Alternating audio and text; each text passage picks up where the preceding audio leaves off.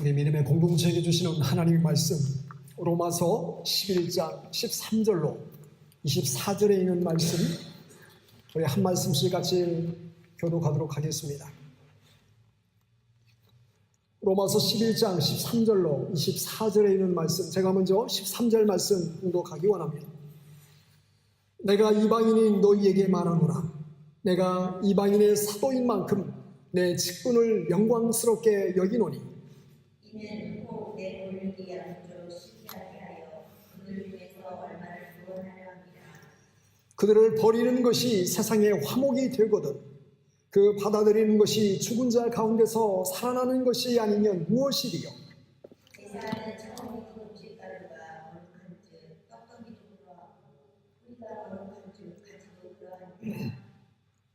또한 가지 열매가 꺾이었는데 돌 감람나무인 내가 그들 중에 접붙임이 되어 참 감람나무 뿌리의 진액을 함께 받는 자가 되었은즉 그 가지들을 향하여 자랑하지 말라. 자랑하는 자는 뿌리를 구하는 것이 아니고 그러면 내 말이 가지들이 꺾인 것은 나로 접붙임을 받게 하려 함이라 하리니 어쩌다가 그들을 믿지 아니함으로 꺾이고 너희를 믿음으로 섰느니라. 높은 마음을 품지 말고 도리어 두려워하라. 하나님이 원 가지들도 아끼지 아니하셨은즉 너도 아끼지 아니하시리라. 그러므로 하나님의 인자하심과 중용하심을 보라. 넘어지는 자들에게는 중용하심이 있으니 너희가 만일 하나님의 인자하심에 머물러 있으면 그 인자가 너희에게 있으리라. 그렇지 않으면 너도 찍힌 바 되리라. 그들도 믿지 아니하는데 머무르지 아니하면 접붙임을 받으리니 이는 그들을 접붙이실 능력이 하나님께 있습니다. 내가 온 감난나무에서 찍힘을 받고 고통을 거스려 좋은 감난나무의 접붙임을 받았으니 너까지 이 사람들이야 얼마나 더 자기 감난나무의 접붙임을 받아라. 아멘. 오늘 로마서 강의 22번째 말씀입니다. 우리 어렸을 때에 내가 커서 어른이 되면 좀 하고 싶은 생각이 보통 한두 가지 이렇게 갖게 됩니다. 저도 어렸을 때에 한 가지 내가 만약 어른이 되면 참 이런 것을 해야 되겠다라는 그런 생각이 있었습니다. 그것은 집 정원에다가 사계절 과실수를 심고 싶은 생각을 가진 적이 있습니다. 만일 하나님이 전원 생활을 한다든지 아니면 농촌 목회를 하게 하시면은 뒷 가든에다가 그렇게 사계절 봄에도 열매가 맺히고 여름에도 과일이 맺히고 또 가을에도 열매가 맺혀서 사계절에 맺히는 그런 과실수를 꼭 심어보고 싶은 생각이 있었습니다. 제가 이런 생각을 갖게 된 것은 제가 초등학교 때 저희 한 20km 정도 떨어져 있는 그 외갓집을 방문한 적이 있습니다. 제 기억으로는 한 봄 정도, 늦은 봄 정도 되었던 것 같은데 이 작은 외갓집 그 뒷뜰에 보니까 꽃들이 너무너무 아름답게 핀 거예요. 그때 아마 제 기억으로는 살구나무, 살구꽃이 아닌가 생각이 되는데 뒤에 가든에 가든이라고 해봤자 텃밭 같은 건데 거기에 많은 그 나무, 과실수들이 아름답게 자라는 것을 보면서 나도 어른이 되면 이게 좀 가든에다가 열매가 맺히는 과실수를 많이 심어서 이게 또 봄에도 꽃이 피고 여름에도 꽃이 피고 또 가을에는 열매를 맺는 그런 과실을 꼭 과실수를 심어야 되겠다 그런 생각을 한 적이 있습니다. 여러분 영국에도 가을이 되면 많은 과일들이 열리게 되는데 저는 특별히 어렸을 때 자랐던 그 전라북도 장수군 식천리에 제가 자란 그 동네에는 감람나무 참 많이 있었던 거예요. 감람나무에 감나무가 많이 있어요. 그래서 저희 동네에서 한 조금 더 밑으로 내려가면 그 동네 이름이 감나무골이에요. 감나무골.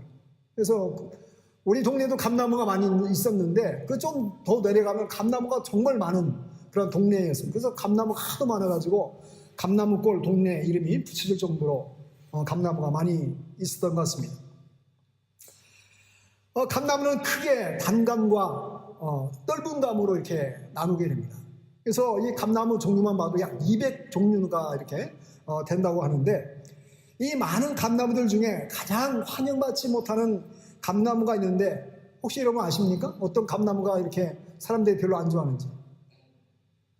네. 이 감나무 중에 별로 사람들이 안 좋아하는 감나무는 바로 똘감나무예요. 똘감나무. 이 뭐 상감나무라고도 하기도 하고, 이 똘감이 맺히는 그 나무가 똘감나무인데, 이 감씨를 심으면 감나무가 됩니다.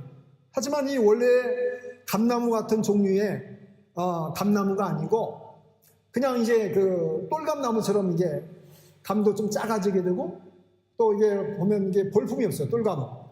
또 따서 먹어보면 정말 또 이게 아린 맛만 나고 맛이 없는 그런 똘감 그 감이 맺히게 되는 것을 보게 됩니다. 바로 감 씨를 통해서 자연적으로 이게 자라는 그 나무가 똘감나무라고 할 수 있는데, 제가 이렇게 감나무 예를 든 것은 우리가 이 올리브 나무를 잘 모르지 않습니까? 이 우리나라는 올리브 여기 감람나무, 올리브를 이제 한국말로 감람나무라고 표현을 했는데, 유대 땅 팔레스틴 지역에는 마치 우리나라에 감나무가 많이 있듯이 거리에도 또 밭에도 능선에도 많은 그런 올리브나무, 감람나무가 많이 자라고 있는 것을 보게 됩니다. 아마 영국에 살면서 또 이제 유럽을 이렇게 방문해 보면은 모든 샐러드에 들어가는 것이 이게 올리브잖아요. 또 올리브 기름이 또 몸에 좋기 때문에 많은 사람들이 일본 이제 올리브 기름을 또 찾게 되는데, 또 올리브를 좋아하는 사람은 올리브만 생각해도 올리브만 생각해도 이게 뭐 군침이 돌 정도로 올리브를 좋아하는 사람도 있는 것 같습니다. 이 감람나무에도 오늘 말씀을 보니까 돌감람나무가 있다는 것입니다. 돌감람나무가 있다. 이 참 감람나무, 돌감람나무가 있는데, 이 참 감람나무는 거름을 주고 농부의 많은 그런 돌봄을 받은 나무가 참 감람나무입니다. 그래서 감람나무 열매가 맺힐 때 보면은 알도 크고, 또 따서 이제 이렇게 먹게 되면은 더 맛도 있고 또 많은 기름도 함유하고 있기 때문에 더 보기에도 많은 그 열매가 맺히는 참 감람나무가 있습니다. 그러나 돌 감람나무는 야생에서 자란, 농부의 돌봄을 받지 않고 자란 나무가 바로 돌 감람나무입니다. 수분이 부족함으로 인해서 올리브 열매가 맺혀도 생기가 없고 또 그 크기도 작고 또 기름도 많이 함유하고 있지 않은 돌 감람나무가 있습니다. 오늘 본문에 우리가 읽었던 말씀에 보니까 유대인과 이방인을 가리켜서 비유를 하고 있습니다. 돌 감람나무, 참 감람나무를 비유하고 있는데, 여러분 유대인들을 무슨 나무에 비유를 하고 있습니까? 참 감람나무를 유대인들이다라고 말하고 있습니다. 이 영어 성경에 보면 참 감람나무를 cultivated olive tree라고 이렇게 영어 성경은 표현을 하고 있어요. 그리고 유대인이 아닌 이방인을 향해서 그들을 돌 감람나무다. 영어 성경에는 wild olive tree 이렇게 표현을 하고 있습니다. 우리가 이 말씀을 보면 좀 기분이 좀 언짢아질 수도 있어요. 뭐 유대인들, 이스라엘 백성들 참 감람나무, 우리는 완전히 뭐 맛대가리도 없는 그 돌 감람나무야 하면서 이렇게 생각을 할 수 있는데, 하나님은 어쨌든 간에 이스라엘 백성들을 택한 받은 선민으로서 하나님께서 부르셔서 참 감람나무 가지로 오늘 본문은 소개를 하고 있습니다. 이 참 감람나무 가지 중에 일부가 열매를 제대로 맺지를 못했습니다. 그래서 하나님께서는 열매를 맺지 못하는 가지를 잘라버리고 대신 돌 감람나무의 가지를 잘라다가 참 감람나무에다가 무엇을 했다는 거예요? 접붙임을 했다. 이러면 접을 붙여봤는지 모르겠어요. 같은 비슷한 종류는 가지를 잘라서 거기에 이렇게 딱 대고 조금 수액이 나오게 되면은 그걸 이게 싸매놓으면은 어떻습니까? 거기서 접붙임 돼가지고 어떻게 보면 잘 나무의 그 줄기가 자라게 되는 것을 보게 되는 거죠. 그런데 접붙임이 된 가지가 오늘 본문에 보니까 하나님의 은혜를 생각하지도 않고, 그리고 자신이 높아진 그런 모습을 바라보면서 자랑하고 교만하게 되어질 때에 여기에 대한 경고의 메시지를 주고 있다는 것입니다. 사도 바울은 만약에 접붙임이 된 가지가 자신의 이치를 잊어버리고 열매를 맺지 못하면 가차없이 잘려질 수도 있다는 것을 경고하고 있는 것입니다. 하나님께서는 원가지도 열매가 없으므로 아끼지 않고 잘라내시는데 하물며 접붙임이 된 가지가 그 열매를 제대로 맺지 못하고 그 사명을 제대로 감당하지 못하면 하나님께서 그 가지를 내버려 포기해버릴 수도 있다는 것을 말씀하고 경계의 메시지를 주고 있는 것입니다. 이 말씀에는 우리의 생명과 직결된 정말 중요한 진리가 담겨 있는 것입니다. 여러분 이제 로마서 11장이 되면 우리가 이제 다음 주 11장 마지막 절을 보면 이제 교리적인 부분은 다 끝나게 돼요. 12장부터는 뭡니까? 그러면 우리가 하나님의 구원받은 백성으로서 믿음으로 의롭게 된 하나님의 백성으로서 그러면 우리가 어떻게 살아야 될 것인지를 12장부터 16장까지는 삶의 실제적인 편을 말씀해 주고 있는 것입니다. 교리적인 부분은 이제 11장으로 마감을 하고 있는데 그 마지막 장에 이방인들을 향해서 그들에게 맡겨진 사명, 그들에게 맡겨진 그러한 삶의 그리스도인으로서의 열매가 무엇인지를 다시 한번 경고해주고 있는 말씀이 오늘 본문의 메시지다라는 것입니다. 먼저 오늘 감람나무의 비유를 통해서 오늘 본문은 우리가 어떤 이치에 있는가를 알아야 한다고 말씀해 주고 있습니다. 여러분 우리는 아쉽지만 하나님의 택함을 받은 민족이 아닙니다. 하나님의 백성인 유대인족들에게 있어서 우리는 철저하게 누구입니까? 우리는 이방인들이에요. 즉 우리는 오늘 성경 말씀대로 하면 돌 감람나무예요. 그런데 하나님의 백성인 유대민족이 메시아인 예수 그리스도를 받아들이지 않고 영접하지 않게 됩니다. 복음을 거절하고 예수 그리스도를 십자가에 못 박아 죽이게 됩니다. 그래서 참 감람나무이신 예수 그리스도의 진액을 거절하고 이 유대인들의 영혼이 말라 비틀어지게 된 것입니다.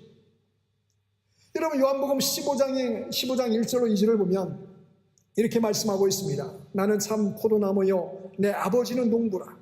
무릇 내게 붙어있어 열매를 맺지 아니하는 가지는 아버지께서 그것을 제거해 버리시고 무릇 열매를 맺는 가지는 더 열매를 맺게 하려 그것을 깨끗하게 하시느니라. 여러분 열매를 맺는 나무의 사명 첫 번째 사명이 뭡니까? 열매를 맺혀야 돼요. 뿌리가 열심히 영양분을 공급하고 나무 줄기가 열심히 그 수액을 다 가지로 공급해 줄 때에 가지의 사명은 마지막 꽃을 피우고 열매를 맺어야 할 사명이 있는 것입니다. 유대민족은 택함을 받은 민족이었지만 예수 그리스도를 영접하지 않음으로써 스스로 말라 비틀어졌습니다. 그래서 이어진 사절에 보면 이렇게 말합니다. 내 안에 거하라. 나도 너희 안에 거하리라.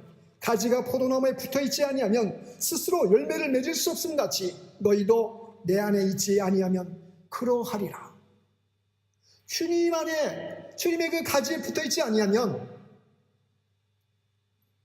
시들어지고 말라 비틀어져서 어떻게 된다는 것입니다. 결국은 버림을 받게 된다는 것을 말씀해 주고 있는 것입니다.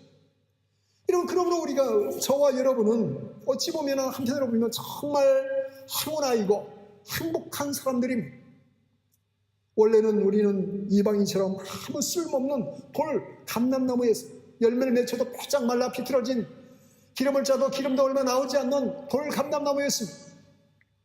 그러나 이스라엘의 불신앙으로 인해서 우리가 참 감람나무의 수액을 공급받아서 참 감람나무의 열매를 맺힐 수 있는 그러한 자격을 얻게 되었다는 것입니다.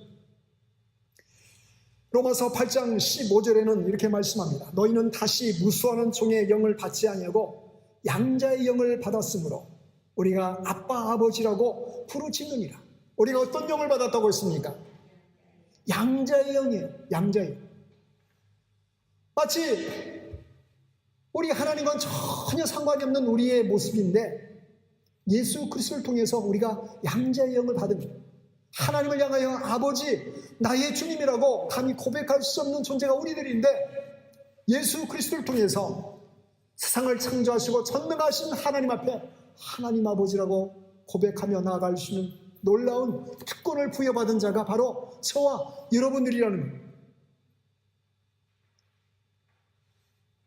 그러므로 우리가 이 큰 놀라운 하나님의 은혜를 받은 자로서 이것이 우리가 노력하고 우리가 수고하고 우리가 애썼고 우리가 보다도 겸손하고 보다도 거룩한 삶을 살았기 때문에 주어진 것이 아니라 이거는 전적으로 하나님의 은혜였음을 기억하라는 것입니다. 에베소 2장 8절 말씀처럼 너희가 그 은혜를 인하여 믿음으로 말미암아 구원을 얻었나니 이것이 너희에게서 난 것이 아니요 하나님의 선물이야. 하나님께서 우리에게 은혜를 베풀어 주신 것은 전적으로 하나님의 선물이라는 사실을 기억하면서 우리가 어떻게 살아야 합니까? 우리는 정말로 은혜로 하나님의 백성된 자요, 정말로 이방인이었지만 똘 감람나무처럼 정말로 그렇게 풍성한 열매를 맺을 수 없는 그러한 존재였지만 하나님의 은혜로 말미암아 주의 백성된 자들이라는 것을 기억하며 겸손하게 살라는 것을 말씀해 주고 있습니다. 두 번째는 감람나무의 비유를 통해서 예수 그리스도께 단단히 붙어 있어야 함을 말씀하고 있습니다. 본문 21절에서 하나님이 원 가지들도 아끼지 아니하셨은즉 너도 아끼지 아니하시리라. 버림받아 다시 원 상태로 돌아가지 않으려면 원줄기인 예수 그리스도께 단단히 붙어 있어야 한다는 것을 말씀하고 있습니다. 그래서 이 부분은 우리가 해석을 할 때에 좀 조심할 필요가 있는데, 아니 그러면 우리가 구원받고도 구원을 잃어버릴 수 있나? 저는 그렇게는 생각지 않습니다. 이 말씀은 우리의 삶의 현장 속에서 우리가 하나님의 풍성한 은혜를 누리고 그리고 하나님의 그런 좋은 그런 관계를 갖기 위해서는 하나님께 붙어 있어야 됨을 그런 관계의 그런 측면에서 이해를 해야 됩니다. 만약에 이 말씀을 갖다가 그러면 내가 잘못 신앙생활을 하면 내가 구원받은 것도 잘못하면 상실될 수 있겠구나, 잃어버릴 수 있겠구나, 이렇게 생각하면 뭔가 교리적인 큰 흔들림이 올 수 있습니다. 하나님의 은혜와 사랑은 영원한 사랑이고 흔들리지 않는 사랑입니다. 우리가 정말로 예수 그리스도 안에서 하나님의 자녀가 되었다는 그런 참된 신앙의 고백을 드리고 구원의 확신이 있으면 이 구원의 확신은 결코 흔들릴 수 없는 하나님의 보증수표이기 때문에 이런 부분은 우리가 조금 다시 한번 좀 생각해봐야 할 필요가 있습니다. 그럼에도 불구하고 이 말씀을 주신 것은 무엇입니까? 우리가 교만하고 우리가 깨어있지 못함으로 인해서 열매를 맺지 못하는 그러한 삶의 모습에 대해서 경고의 메시지로 우리가 이 말씀을 받아야 됩니다. 여러분, 요즘은 의술이 발달해서 사람의 몸의 일부가 병들어 사용하지 못하게 되면 그 부분을 떼어내고 신체 이식, 장기 이식을 하게 되는 것을 보게 됩니다. 피부나 뼈 조각을 떼서 엉덩이 뼈를 떼든지 뼈를 떼가지고 이식을 하게 됩니다. 심지어는 자기 친척 가운데 DNA 검사에서 가족 가운데 이 DNA가 맞으면 몸의 일부를 떼가지고 연약한 사람의 그 병든 사람의 그 신체 부위에다가 그것을 이식하는 것을 간간히 보게 됩니다. 심지어는 여러분 치아가 상실되게 되면 임플란트를 통해서 잇몸에다가 심어가지고 그 임플란트를 하는 그런 시대까지 우리가 지금 살고 있습니다. 근데 이식한 지 3개월이 지나도록 이식한 뼈가 살이 붙지 않으면 안타깝게도 그 신체가 썩는다고 합니다. 잘 이식이 되어야 돼요. 재수술을 할 그런 가능성도 있습니다. 잘 그 뼈가 붙지 않는다면. 여러분, 우리 믿음 생활도 마찬가지라고 할 수 있습니다. 우리가 예수 그리스도께 붙어 있지 않으면 더 큰 수술을 해야 되고 이식을 했는데 우리가 예수 그리스도께 붙어 있지 않으면 하나님의 그 놀라운 은혜와 하나님의 놀라우신 그런 부흥을 맛볼 수도 없고, 우리가 예수 그리스도께 붙어 있지 않으면 점점점 신앙이 쇠퇴하고 교회도 쇠퇴하고 점점점 은혜가 떨어지는 그런 상황으로 치달을 수 있다는 것을 보게 되는 것입니다. 여러분, 우리가 요한계시록 그 2장 3장에 보면 어느 교회가 나옵니까? 소아시아에 있는 7교회, 저번에도 한번 말씀드렸는데 7교회가 나옵니다. 저도 소아시아에 있는 그 7교회 터키에 있기 때문에 아직 가보지를 못했는데 이 에베소 교회부터 시작해가지고 뭐 버가모, 두아디라, 뭐 사대, 라오디게 쭉 교회가 나오지 않습니까? 이 교회들이 가보신 분들에 의하면은 지금은 교회가 어떻습니까? 모이는 교회가 있나요? 한 교회도 없습니다. 그냥 앙상하게 유적지만 남아있고 교회의 흔적만 남아있습니다. 지금은 이 터키 땅이 다 모슬람이 돼가지고 이 길거리에서 전도하는 것도 불법에서 뭐 불법은 아니라는데 전도했다가는 뭐 언제 테러를 당하고 언제 어떤 일을 당할지 모르는 아주 그 모슬림 땅으로 바뀌어져 버렸습니다. 2000년 전에 그렇게 사도 바울이 지역적을 돌아다니면서 복음의 씨앗을 뿌리며 세워졌던 그 교회들이 지금은 흔적도 없이 사라진 것입니다. 여러분, 우리가 살아가고 있는 유럽은 어떻습니까? 우리가 지금 살고 있는 이 영국은 그래도 좀 나은 편이라고 볼 수 있습니다. 대다수 크리스찬 국가에 있던 이 유럽의 영적인 상황은 침체를 걷고 있습니다. 복음을 전했던, 복음을 파송했던 그런 많은 유럽 국가들이 이제는 복음을 받아들이고 많은 선교사들이 들어와서 복음을 전해야 되는 그러한 선교지가 되어버렸습니다. 이런 우리가 신앙생활을 오래 한다고 저절로 예수님을 닮아가는 것은 아닙니다. 예수님 닮아가고 예수님의 은혜 가운데 살아간다는 것은 무엇입니까? 마치 살아있는 그런 생물처럼 우리는 무엇인가 꾸준히 뭔가를 해야 되는데 우리 영혼이 죽어가게 되면 말씀을 들어도 말씀을 읽어도 기도를 해도 예배를 드려도 점점점 영혼이 마비되고 점점점 그 복음의 사명을 감당하기 어려운 그냥 무력한 공동체, 무력한 교회가 되어갈 수 있다는 사실을 다시 한번 기억해야 될 줄 믿습니다. 우리가 주 예수께 붙어 있어야만이 예수 그리스도를 통해서 많은 은혜의 그러한 수액을, 영양분을 공급받아 우리가 살아갈 수 있습니다. 여러분, 우리가 하루하루를 살아가기 위해서 음식을 먹지 않습니까? 만약에 어떤 열심히 뭔가를 해야 되는 그 사람이 점심도 굶고 아침도 먹지 않고 그러면서 아유, 그렇게 맡겨진 일들을 감당할 수 있겠습니까? 감당할 수 없습니다. 힘이 없기 때문에, 영양분이 공급되지 않기 때문에 하고 싶어도 전혀 감당할 수 없게 될 것입니다. 어쩌면 이 유럽교회가 마음은 있지만, 교회는 있지만, 그리고 교회 출석하는 여러 성도들이 있지만은 은혜가 상실되고 하나님의 권능과 능력이 상실되고, 그리고 하나님께서 공급해 주시는 예수 그리스도의 그 공급해 주시는 그런 그 영적인 힘과 능력이 상실됨으로 인해서 형체는 있지만 모습은 갖고 있지만 무력하고 무너지는 그 신앙의 모습으로 간신히 형태만 유지하는 그런 유럽교회가 되어가고 있지 않는지 생각해 보게 됩니다. 사랑하는 성도 여러분, 우리의 믿음의 자리를 한번 살펴보시기 바랍니다. 우리가 정말로 하나님의 은혜 가운데 제대로 서 있는지.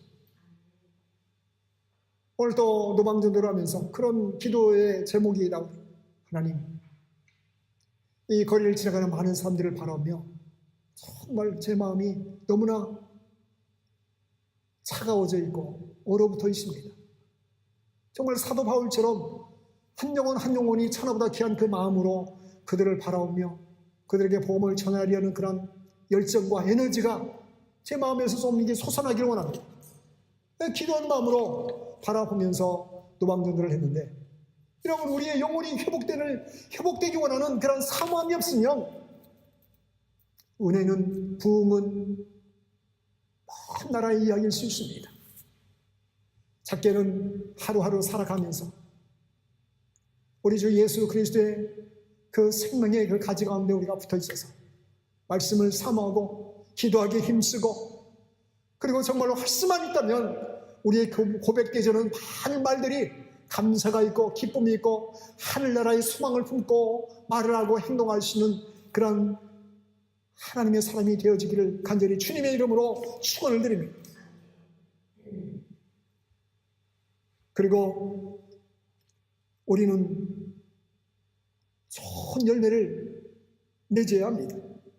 왜 참 감람나무에 돌 감람나무를 접붙였겠습니까? 여러분, 접붙인 사람의 그 의도가 무엇일까요? 에이, 열매가 맺히든 안 맺히든 한번 심심하니까 가지를 잘라내고 돌 감람나무에 그 가지를 잘라다가 접을 붙일까요? 전혀 그렇지 않다고 생각합니다. 이 비유의 말씀을 통해서 하나님의 마음을 보여주고 있는 것이에요.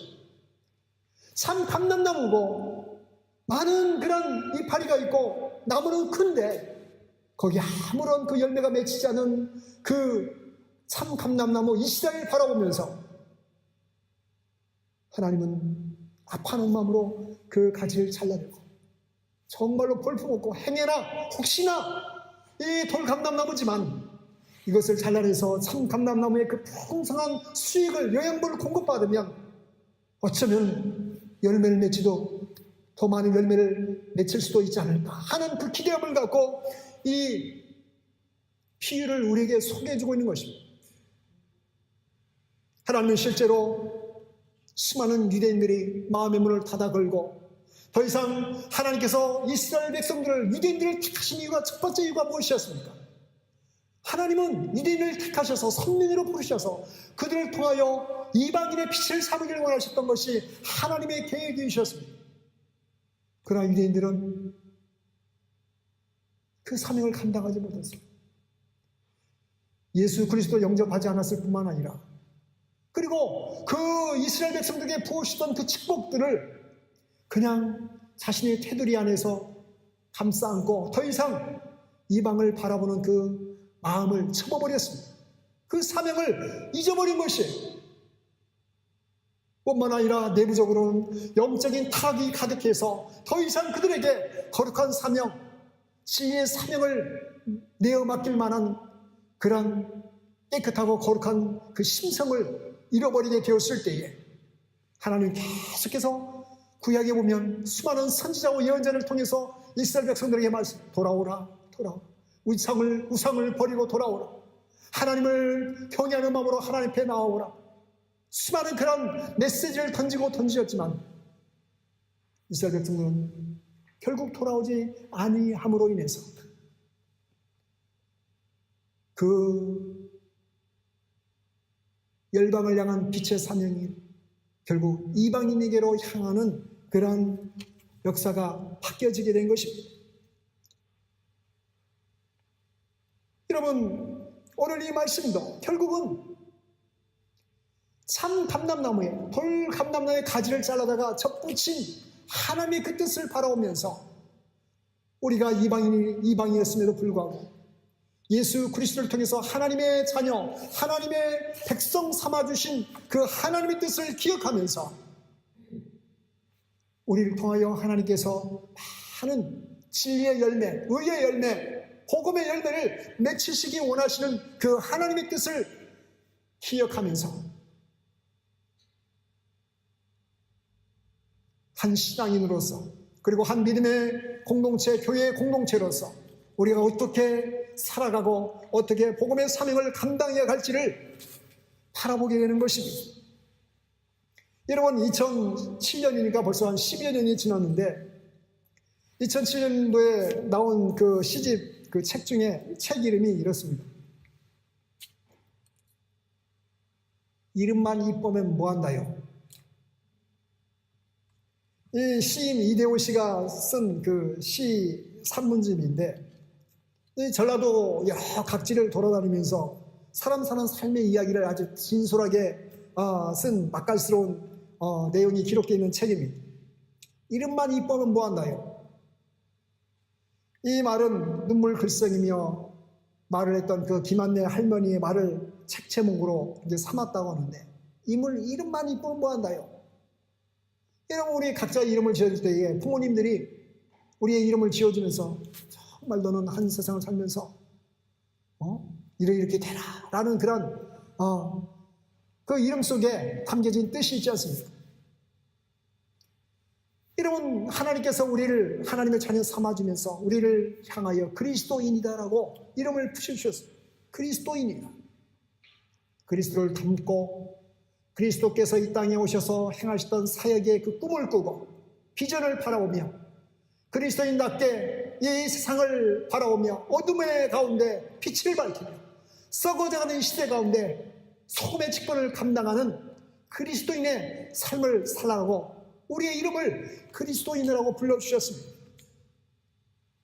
여러분, 소금은 정확히 3.5%의 퍼센티지의 그 소금의 염분으로 바닷물이 썩지 않도록 유지시켜 가고 있습니다. 우리를 향하여 소금의 직분을 감당하기 원하신 하나님의 뜻을 바라보면서 우리의 말 한마디, 행동 하나, 그리고 우리가 우리의 살아가는 삶의 라이프 스타일을 통해서 정말로 아름다운 하나님 기뻐하시는 의로운 열매를 맺어가는 성도가 되어야 될 줄 믿습니다. 여러분, 지난주에 그 칼럼에도, 이번 주 칼럼에도 그 레이스터 그 구단주가 헬리콥터를 타고 축구 경기를 보고 헬리콥터를 타고 이동하다가 사고로 죽음을 당했습니다. 엄청난 태국의 부유 억만장자의 그 재물을 갖고 있고 또 레이스터를 인수해가지고 2년 전인가 우승을 한 그런 그 놀라운 일도 벌였던 그런 사람이었습니다. 근데 이 사람이 그렇게 많은 돈이 있고 많은 그런 그 명예가 있지만은 한 사람 한 사람 대할 때마다 정말로 그 남을 무시하지 않고 참 인격적으로 말 한마디를 해도 인격적으로 하고 그랬다는 거죠. 그래서 많은 사람들이 이 사람과 관계를 맺은 사람들이 이 사람을 존경하고 그러면서 거의 뭐 일주일 이상 이 사람에 대한 그런 에피소드가 계속해서 이어져 나온 것을 보게 됩니다. 이 사람이 아마 태국인가 아마도 불교를 믿는 사람이 있을 가능성이 많습니다. 장례식도 보니까 아마 그런 식으로 했던 것 같은데 오늘 또 어제입니까? 오늘 신성일 그 영화가 배우 한국 사람이라면 그 신성일 그 영화 배우를 모르면 그 간첩일 정도인데 정말 한 시대를 풍미했던 물론 그 삶은 그렇게 따르지 못했지만은 정말 그 결국 폐암으로 81세로 세상을 떠났습니다. 저도 이제 나이가 점점 들어가면서 참 누가 죽고 누가 죽는 것이 정말 이게 남의 얘기가 아니구나. 정말 하나님께서 태어나는 것은 순서가 있지만 그러나 하나님께서 부르실 때는 정말 순서가 없는 것을 보게 됩니다. 어떤 사람은 신성일처럼 81세에 부르기도 하지만 또 이 태국 그 부호는 61세에 결국 그 생명을 부르셨습니다. 하나님께서 정말 우리가 이 땅을 살아가면서 정말 좋은 살아있는 동안 아름답고 좋은 삶의 신앙의 열매를 맺히기 원하시는 것이 하나님의 뜻이라고 믿습니다. 하나님께서 우리의 삶을 바라보시면서 그래 사랑하는 자야 하루하루 너의 살아가는 그 모습이 정말 귀하구나 정말 사랑스럽구나 우리가 뭘 열심히 잘해서가 아니라 우리가 하나님의 정말로 맡겨진 우리에게 허락해 주신 그 삶을 정말로 믿음 가운데 아름답게 살아가려고 하는 그 모습들을 보시면서 하나님께서 축복하시기 원하고 돌보시기 원하고 칭찬하시기 원하시는 그런 아름다운 삶의 믿음의 열매를 맺어가는 저와 여러분 또 그런 것을 꿈꾸며 소망하는 그런 저와 여러분 삶의 모습이 되시기를 간절히 주님의 이름으로 축원을 드립니다. 우리 이 시간 한 3분 정도 우리 자신을 바라보면서 우리 하나님께 좀 기도하기 원합니다. 하나님 우리의 힘으로 능력으로는 그렇게 살아갈 수 없지만 하나님 우리를 정말로 하나님의 자녀 삼아주시고 구원의 기쁨과 감격을 아버지 하나님 허락해 주시는데 정말로 하나님의 기대에 합당한 삶을 넉넉히 살아갈 수 있도록 주의 크신 은총을 베풀어 주시옵소서. 그런 마음으로 한 3분 정도 같이 통성으로 기도하도록 하겠습니다.